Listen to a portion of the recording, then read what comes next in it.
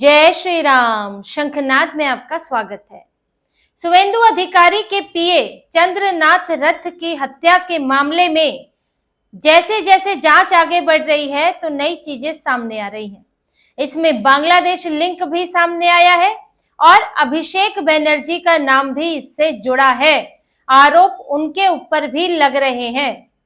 जो टीएमसी अभी एक बुलडोजर चलने पर, जो इनके दफ्तर पर बुलडोजर चला, जो कुछ जगह पर हिंसा की घटनाएं हुई जिसमें कोई मारा नहीं गया है, दफ्तर ही जलाए गए हैं, तोड़े गए हैं, उस पर हो हल्ला मचा रही थी।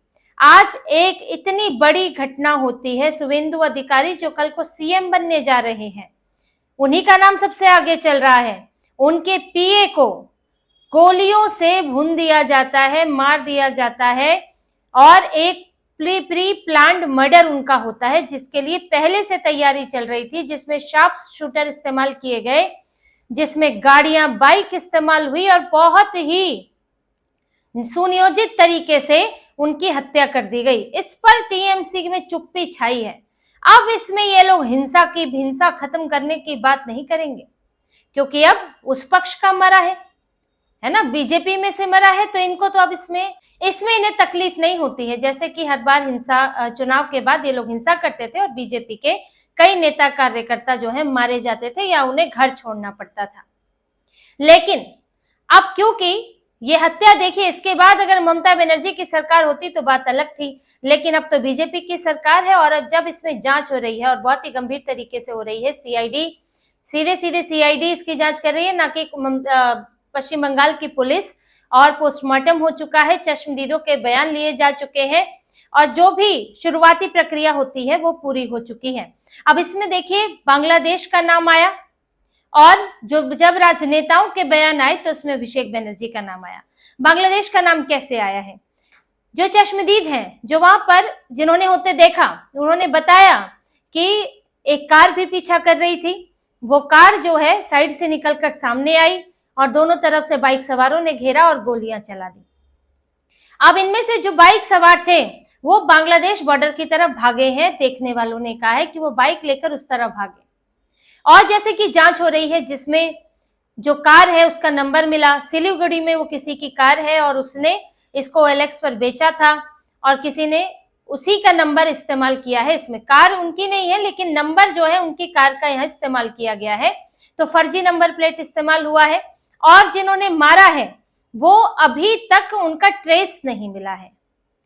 यहाँ कई शार्प शूटर, इनकी धरपकड़ की गई, कोई सुपारी लेने वालों की धरपकड़ की गई है, लेकिन अभी तक ये सामने नहीं आ रहे हैं, जिससे कि संदेह हो रहा है कि ये मार कर बांग्लादेश भाग गए हैं, क्योंकि बॉर्डर ममता बनर्जी ने ऐसे ही थोड़ी खुला रखा हुआ है, इधर आओ मारो भाग जाओ।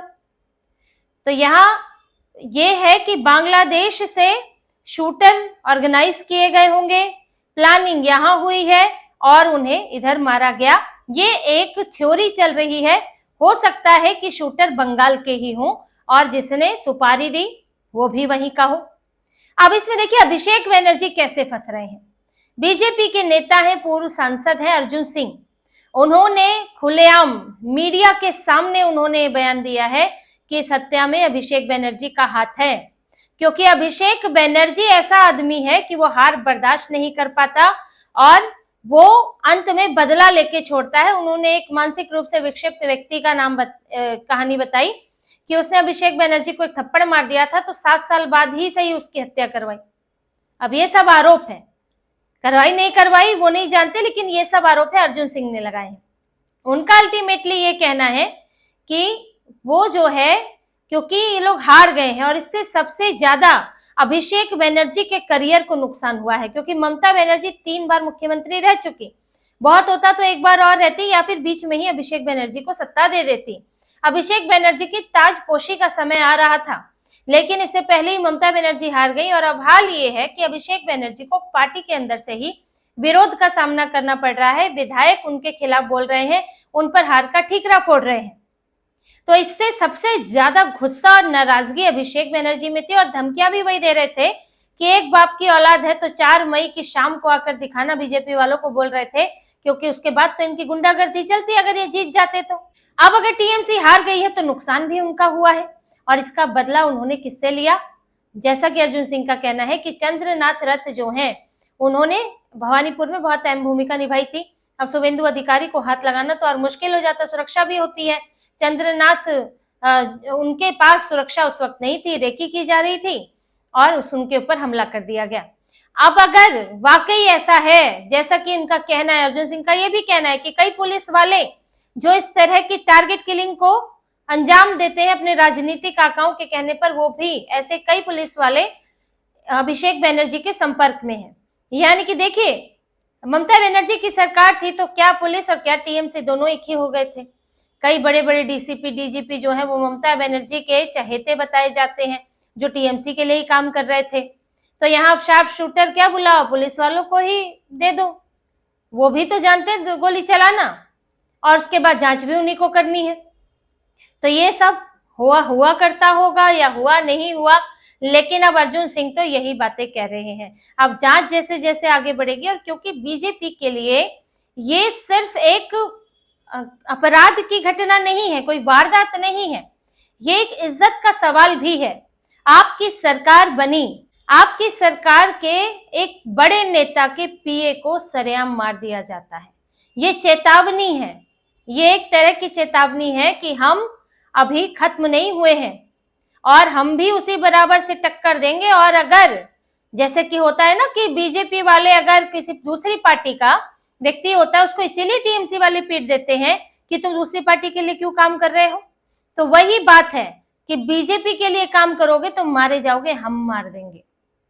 ये एक संदेश देने की कोशिश भी हो सकती है, क्योंकि टीएमसी पर आरोप लग रहा है और शुभेंदु अधिकारी ने भी बोला है क्योंकि मैं भवानीपुर और नंदीग्राम में जीता इसीलिए टीएमसी ने चंद्रनाथ रथ को मार दिया। अब ये सब आरोप है, तो बीजेपी के लिए की बड़ी चुनौती है, इज्जत का सवाल भी है कि उसके लॉ एंड ऑर्डर की बीजेपी बात करती है, और पहला लॉ एंड ऑर्डर का जो सबसे खराब मामला हुआ वो खुद बीजेपी के कार्यकर्ता के साथ हुआ, वो भी एक अहम कार्यकर्ता के साथ हुआ। तो अगर ये मामला नहीं सुलझेगा तो फिर आप कई और मामले भी सुलझा लेंगे, तो भी उसके बाद कहीं ना कहीं ये टीस रह जाएगी, ये दाग रह जाएगा। यहाँ तक कि जो चंद्रनाथ रथ हैं उनके दोस्तों का और जो बीजेपी के कार्यकर्ता हैं उनका कहना है कि जिस दिन मुख्यमंत्री शपथ ले उस शाम जो है एनकाउंटर होना चाहिए। हालांकि ये चलिए, ये तो बहुत एक्सट्रीम मांग होती है, लोग भावनाओं में मांग कर लेते हैं, लेकिन ये जरूर है कि सामने आना चाहिए कि किसने मारा है, क्यों मारा है, और उसको सजा होनी ही चाहिए। तो बीजेपी के लिए भी नक का सवाल है और बीजेपी इसको ऐसे छोड़ने वाली नहीं है। और उसके बाद जैसा कि अब ये दिखाया गया है कि यहाँ पर हम सुधरेंगे नहीं, तो सुधरेंगे नहीं वाले एटीट्यूड के सामने तो वही बात होती है कि लातों के भूत बातों से नहीं मानते हैं। तो बीजेपी को अब ये समझ में आ रहा है, बीजेपी के नेताओं को, कि यहाँ क्या करने की जरूरत है। ये वो जंगल राज से भी ज्यादा बदतर स्थिति है कि चुनाव हार के भी चैन नहीं है। तो इनको सुधारने के लिए क्या करना चाहिए, बीजेपी अब इसको लेकर और ज्यादा विचार करेगी और ज्यादा इसके खिलाफ एक्शन लेगी। वही अब टीएमसी वालों की शामत तो है ही है, क्योंकि टीएमसी वाले देखिए अपनी सरकार में तो कुछ मर्जी कर लो, लेकिन अब इनके ऊपर कई मामले हैं। ईडी की छापेमारी अलग, ईडी के समन अलग जा रहे हैं, वही पार्टी में विद्रोह अलग बढ़ रहा है। ममता बनर्जी इस बीच में अपनी पार्टी में विद्रोह का सामना कर रही है। एक बैठक बुलाई थी उन्होंने विधायकों की, और उस बैठक में सभी विधायक नहीं पहुंचे, 8-9 विधायक नहीं आए। अब ममता बनर्जी चेतावनी भी दे रही है कि कोई छोड़ने के बारे में ना सोचे। इनकी तो पूरी पार्टी ही इस सबसे चलती है, चेतावनी धमकी वगैरह से। पर देखिए, जिसे विरोध करना है उसने करना ही है। इनके मालदा से वरिष्ठ नेता हैं और पूर्व मंत्री हैं कृष्णेंदु नारायण चौधरी। उन्होंने इस पूरी हार का ठीकरा फोड़ दिया है अभिषेक बनर्जी पर।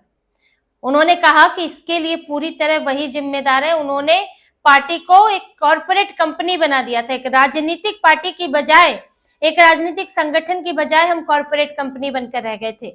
आईपैक इस तरह से प्रभावित था, इस तरह से उसका असर था टीएमसी में कि पुराने नेताओं की आवाज शीर्ष नेतृत्व तक पहुंच ही नहीं पाती थी। ममता बनर्जी तक हम कुछ बोल ही नहीं पाते थे। मैंने एक आध बार कोशिश भी की, उन्होंने बताया है, मैंने एक आध बार हालात बताने की कोशिश भी की, लेकिन कोई सुनवाई नहीं हुई। ममता बनर्जी धृतराष्ट्र बन गई थी, शब्द उनका है कि ममता बनर्जी धृतराष्ट्र बन गई थी कि अभिषेक बनर्जी जो मर्जी करे, निचले स्तर पर कोई रोकने वाला नहीं होगा। दादागिरी, गुंडागर्दी जो इनकी चलती थी, जो इन्होंने पूरा हिंसा का माहौल, कटमनी, सिंडिकेट बना रखा था, ममता बनर्जी को अंदाजा ही नहीं था कि उसका क्या नुकसान हो रहा है। उससे लोगों के बीच में टीएमसी को लेकर क्या धारणा बन रही है या पता भी था तो ममता बनर्जी जाने देना चाहती थी कि चलो कुर्सी तो है, सत्ता में तो बैठे हैं।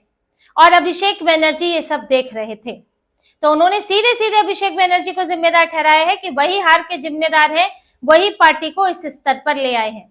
अब इसका एक असर आप ये देखिए कि अभिषेक बनर्जी जो अभी टीएमसी में, क्योंकि वो देखिए सीधे सीधे वारिस तो है नहीं ममता बनर्जी के, वो तो भतीजे हैं। वारिस होना एक अलग बात हो जाती है, उसमें लोग जो है बहुत ज्यादा बोल नहीं पाते हैं, लेकिन ये तो भतीजे हैं। अगर भतीजा कमान संभाल सकता है, कोई और भी संभाल सकता है।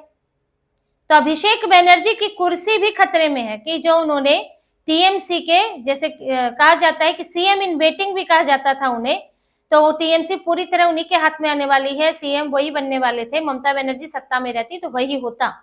लेकिन अब मुश्किल है, क्योंकि अब बड़ी हार हुई है और आगे भी बड़ा मुश्किल है बंगाल की स्थितियों को देखते हुए कि आगे भी अभी दोबारा ये लोग जीतने वाले हैं। जीत सकते हैं, लेकिन अब कब जीतेंगे उसका अंदाजा इनको भी नहीं है। तो तब तक अभिषेक बनर्जी का क्या होगा? टीएमसी कोई और क्यों नहीं संभालना चाहेगा, अभिषेक बनर्जी ही क्यों? तो इससे उनकी अपनी अंदरूनी कुर्सी भी खतरे में पड़ रही है पार्टी के अंदर। उन्हीं का ही विरोध सबसे ज्यादा हो रहा है। तो इस वक्त टीएमसी के लिए नई मुसीबतें खड़ी हो गई है, खासतौर से अभिषेक बनर्जी के लिए। चंद्रनाथ रथ का जो मामला है, उसके तार अगर टीएमसी से जुड़ेंगे तब तो इनके लिए और भारी समस्या आने वाली है। लेकिन यहाँ पर अब बीजेपी ने भी ठान लिया है, ममता बनर्जी जो है वो बर्खास्त भी कर दी गई है, क्योंकि ममता बनर्जी ने कहा था कि इस्तीफा नहीं दूंगी। राज्यपाल जो है उन्होंने विधानसभा भंग कर दी है, ममता बनर्जी बर्खास्त हो चुकी है। अब वो एक तरह से उनको निकाल दिया गया, अब आपका काम खत्म, आप जीत नहीं पाई है, अब इस्तीफा देना दे क्या फर्क पड़ता है, वो तो नाटक कर रही थी। वैसे भी नियम कानून तो उनको भी पता है। अब बीजेपी की सरकार बनेगी, 9 मई को बीजेपी के मुख्यमंत्री शपथ लेंगे और उसके बाद यहाँ पर ये गुंडों का, शार्प शूटरों का और जो अराजकता फैलाते हैं, व्यवस्था के फैलाते हैं, उनका इलाज शुरू होगा। तो इसी तरह की और खबरें और विश्लेषण आपके लिए लाते रहेंगे। हमसे जुड़े रहिए, सब्सक्राइब कीजिए, कमेंट कीजिए। बहुत बहुत धन्यवाद। जय श्री राम।